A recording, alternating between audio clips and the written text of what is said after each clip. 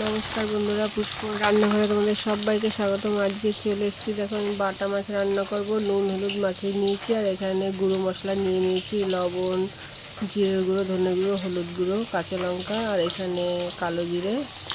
চলো মাছগুলো ভেজে নিই সুন্দর করে, লাল লাল করে। মাছগুলো বেশি বড় না, একটু ছোট আছে। চলো এবারে দুটো কাঁচা লঙ্কা ফোড়ন দিয়ে দিলাম, আর এখানে সেই গুঁড়ো মশলার মধ্যে একটু জল দিয়ে গুলে নিয়েছি, নিয়ে দিয়ে দিলাম। আর একটু জল দেবো বাটিটা ধুয়ে। একদম শর্টকাটের রান্না, হালকা পাতলা জ্যান্ত বাটা মাছের ঝোল হচ্ছে। চলো একটু ফুটে গেলে আমার রেডি হয়ে যাবে। যারা অফিসে যায় তাড়াহুড়ো করে, তাদের জন্য এই ঝোলটা একদম পারফেক্ট হয়। বন্ধুরা, তোমরাও একবার এইভাবে করে খেয়ে দেখো, দারুণ লাগে। শর্টকাটে হয়েও যায়, কিন্তু খেতেও খুব ভালো লাগে।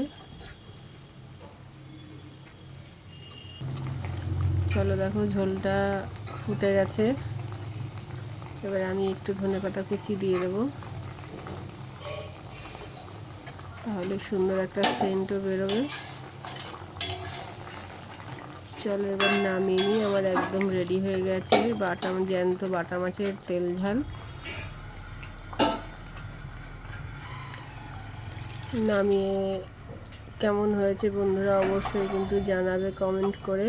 আর যদি আমার রেসিপিগুলো তোমাদের ভালো লেগে থাকে, তাও লাইক করবে, কমেন্ট করবে, শেয়ার করবে। চলো বন্ধুরা, আজকের মতো রাখি। দেখা হবে নতুন কোনো ভিডিও নিয়ে আগামীকাল। তোমরা সবাই ভালো থেকো, সুস্থ থেকো। আজকের মতো টাটা।